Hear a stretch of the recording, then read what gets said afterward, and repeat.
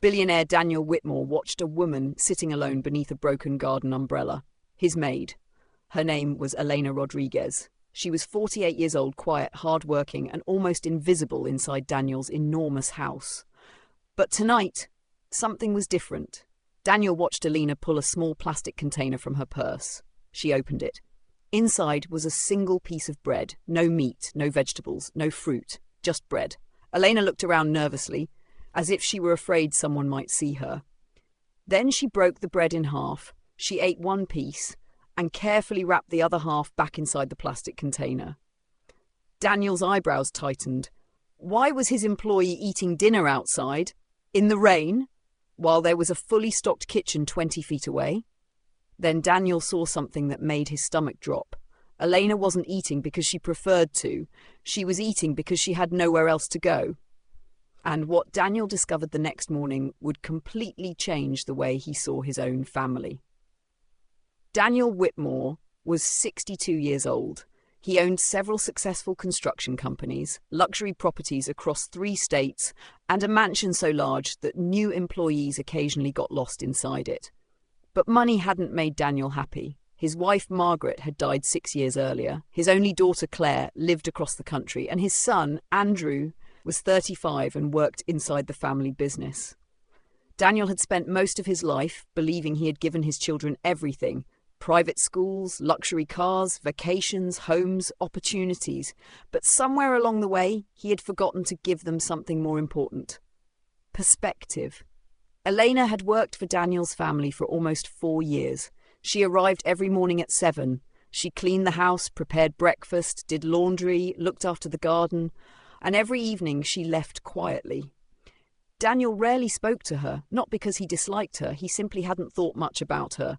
She was part of the machinery of his life, until that rainy night. Daniel left his study and walked downstairs. He opened the back door. "Elena?" The woman immediately stood. She was soaked. "Oh, Mr. Whitmore." Daniel stared at her. "Why are you eating outside?" Elena lowered her eyes. "I wasn't hungry." Daniel glanced at the half-eaten bread. "That's dinner." Her face turned red. "I'm sorry." "Sorry for what? I should have cleaned up before you saw me." Daniel froze. That answer bothered him. She wasn't embarrassed about being hungry. She was embarrassed about being caught. "Come inside," he said. Elena shook her head. "It's okay." "Elena, she'll freezing." "I'll be fine." Daniel's voice became firmer. "Inside." She hesitated. Then she stepped through the door. Daniel noticed something else. Her shoes were worn almost completely flat. Her coat had been repaired several times. And her hands— "Have you eaten tremin today?" Daniel asked. Elena smiled weakly. "Yes." Daniel knew immediately she was lying. "Tell me the truth." Silence. Finally, Elena whispered. "Not much." Daniel looked toward the kitchen. "Make yourself something." Elena's eyes widened. "I can't." "Why?" She looked toward the hallway, then toward the staircase. Her voice dropped. "Your son told me I'm not allowed to use the kitchen." Daniel's expression changed. "Andrew?" Elena nodded. "He said employees aren't supposed to take food from the house." Daniel stared at her. "That kitchen has enough food to feed 20 people." "I know." "Then why didn't you tell me?" Elena looked at the floor. "Because I need this job." That sentence stayed with Daniel long after Elena left. The following morning, Daniel started noticing things he had ignored for years. At breakfast, Andrew walked into the dining room. 35, expensively dressed, confident. He poured himself coffee without looking at his father. Daniel asked casually, "Andrew, do you know Elena isn't allowed to eat in the kitchen?" Andrew paused. "Who told you that?" "Answer the question." Andrew shrugged. "She works here. We pay her." Daniel stared at him. "That's your answer?" Andrew sighed. "Dad, don't turn this into some emotional drama. She's eating bread in the rain." "She can buy food." Daniel's eyes narrowed. "Can she?" Andrew's face hardened. "What does that mean?" "It means I asked you a question." Andrew picked up his phone. "She has financial problems. That's not our responsibility." Daniel leaned back. "Then why did you tell her she couldn't eat here?" Andrew finally looked up. "Because if you let one employee start taking things, everyone starts doing it." Daniel felt something cold move through him. "She's been working here for 4 years. "So?" Daniel stood. "Nothing." He walked away. But he wasn't finished. That afternoon, Daniel quietly asked his accountant to pull Elena's payroll history. The numbers shocked him. Elena earned less than Daniel remembered, much less. Daniel checked the original employment agreement. Her salary had been substantially higher when she started. Then he noticed something. 3 years ago, her pay had been reduced, then again and again. Daniel had never approved those reductions. His signature appeared on every document, but he knew that signature. It wasn't his. Someone had forged it. Daniel's heart began pounding. He called his accountant. Who authorized these changes? The accountant hesitated. Mr. Whitmore, your son handled household payroll during that period. Daniel stared at the paperwork. Andrew? Yes. Daniel said nothing. Then he noticed another document, a rent deduction, then another. Medical expenses, transportation charges, late payment penalties. It looked like Elena had been charged for things she had never agreed to. Daniel's anger turned into something darker. He called Elena into his office. She entered nervously. You wanted to see me? Daniel closed the door. Sit down. She remained standing. Elena, did Andrew reduce your salary? Her face immediately changed. Daniel saw the answer before she spoke. I don't want trouble. I didn't ask if you wanted trouble. He pushed the papers toward her. Did he? Elena stared at them. Then tears appeared in her eyes. Yes? How much has he taken? She shook her head. I don't know. Where does your money go? Elena looked away. Daniel softened his voice. Please. She finally sat down. My husband died 2 years ago. Daniel hadn't known. I have a daughter, Sophia. How old? 22. What happened? Elena wiped her eyes. She has kidney failure. Daniel went completely still.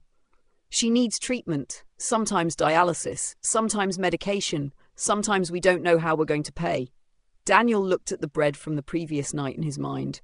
Then Elena continued. I've borrowed money from everyone I know. Why didn't you tell me? She gave him a painful smile.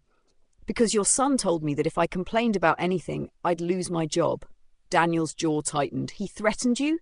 Not exactly. What did he say? Elena looked at the floor. He said there were hundreds of women who would gladly take my place. Daniel closed his eyes. For the first time in years, he felt ashamed of the house he had built. But there was something Elena hadn't told him, something even bigger. The next evening, Daniel arrived home early. He didn't announce himself. Instead, he entered through the side entrance, and he heard voices coming from the laundry room. Andrew and Elena. Daniel stopped. Please, Mr. Andrew, Elena whispered. You owe us money. I don't. You damaged a washing machine. I didn't. Do you want me to call Dad? Elena's voice cracked. Please don't. Then pay it. Then pay it. I don't have it. Andrew laughed. You always have an excuse. Daniel stepped around the corner. That's enough. Andrew turned. His face went pale. Dad? Daniel walked toward them. What did she supposedly damage?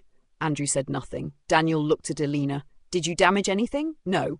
Then why is my son demanding money from you? Andrew's face hardened. Dad, you don't understand. Then explain it. Silence. Daniel stepped closer. Explain everything. Andrew suddenly became angry. You're really going to take her side? Daniel stared at him. This isn't about sides. Yes, it is. Andrew pointed toward Elena. She works for us. Daniel's eyes narrowed. No, Andrew. His voice became dangerously calm. She works for me. Andrew stopped. And you work for the family business, Daniel continued. You are my son. That doesn't make you her owner.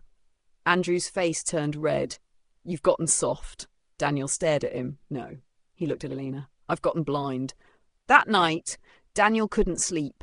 He opened an old drawer in his study. Inside was a photograph of Margaret, his wife. She had always believed people should be judged by how they treated those who couldn't help them. Daniel remembered something she'd once told him. Money doesn't show you who people are, Daniel. It shows you who they become when they think nobody is watching. At 3 a.m, Daniel made a decision. He called his attorney. Tomorrow morning, I want every financial record involving household employees. All of them? All. And your son's accounts? Daniel paused. Yes. The next morning, the truth exploded. Daniel discovered that Andrew had been diverting money from several household accounts. Small amounts, hundreds here, thousands there. Over time, it had become a fortune. But Elena wasn't the only victim. Several employees had been overcharged. Some had unpaid overtime. Some had been threatened. And one former employee had been fired after questioning Andrew. Daniel's attorney discovered something even worse. Andrew had been using Daniel's name to approve expenses Daniel had never seen. Daniel confronted his son in the study. Andrew stood behind the desk. "So what?" Daniel stared at him. "So what?" "Yes." Andrew's voice was cold. "You have more money than you'll ever spend. I took some." "Who cares?" Daniel looked at his son, and suddenly he didn't see the little boy who once held his hand. He saw a stranger. "People care," Daniel said. Andrew laughed.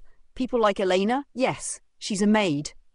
Daniel's face hardened. "Don't ever say that like it's an insult." Andrew rolled his eyes. "She'll always be poor."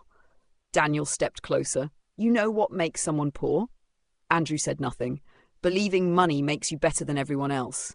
Andrew looked away. Daniel continued. "You stole from people who trusted me. I borrowed it. You threatened them. They needed jobs. You forged my signature." Andrew finally looked at him, and Daniel saw fear. That was the moment he knew everything was true. But the biggest discovery came 2 days later. Daniel was reviewing Elena's medical documents with his attorney when he noticed the name of her daughter, Sofia Rodriguez. He froze. The name sounded familiar. He searched through old files. Then he found it. 6 years earlier, before Margaret died, the Whitmore Foundation had funded emergency medical treatment for a young woman named Sofia Rodriguez. Daniel remembered nothing, but Margaret had personally approved the assistance. Daniel called Elena. "Why didn't you tell me your daughter once received help from my wife?" Elena looked stunned. "You knew?" "I didn't." Elena began crying. "Mrs. Whitmore saved Sophia's life." Daniel's heart broke. "She did?" "Yes." Elena took a small photograph from her purse.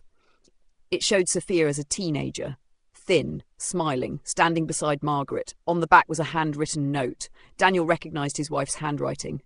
"Never let this girl believe the world has forgotten her." Daniel couldn't breathe. He sat down. Elena whispered, "That's why I came to work for you." Daniel looked at her. "What?" "Your wife gave us hope. After she died, I wanted to repay her somehow." "You worked here because of Margaret?" Elena nodded. "I thought maybe taking care of the home she loved was the closest thing I could do." Daniel's eyes filled with tears. "And I never even knew." Elena smiled sadly. "You were grieving." Daniel looked at the photograph again. For 6 years he had believed his wife was gone, but somehow she had left a piece of herself behind. In Elena, in Sophia, in the kindness she had given when nobody was watching. Daniel immediately reversed every unfair payroll deduction. He paid Elena everything she had been owed. He covered Sophia's medical treatment through a legitimate charitable foundation. And he gave every employee in the house a new contract with fair wages and protections.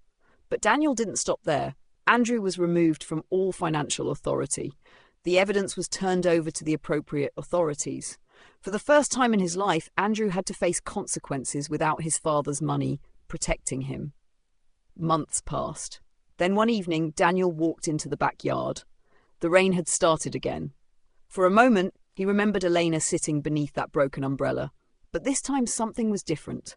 There was a long table beneath a covered patio. Employees were sitting together, eating, laughing, talking, and Elena was there, not outside, not hiding, at the table. Daniel walked toward her. Elena smiled. "Mr. Whitmore, dinner is ready."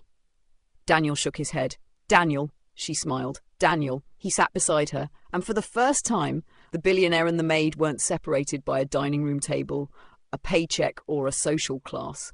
They were simply two human beings sharing dinner. Daniel looked at the food. Then he looked at Elena. "Do you remember the night I found you eating bread in the rain?" Elena laughed softly. "I wish I could forget. I don't." She looked at him. "Why?" Daniel swallowed. "Because that night I thought I was saving you." Elena's smile faded. "But you weren't?" Daniel shook his head. "No." He looked around the table. "You saved me." Elena didn't answer. She simply reached over and placed another piece of bread on his plate. Daniel smiled. Then he finally understood what his wife had known all along. A person's wealth isn't measured by what they can afford. It's measured by what they are willing to give when nobody is watching. And sometimes, the person you barely notice is the person who teaches you the greatest lesson of your life. Because kindness doesn't ask how much money you have. It asks what you do with the power you have.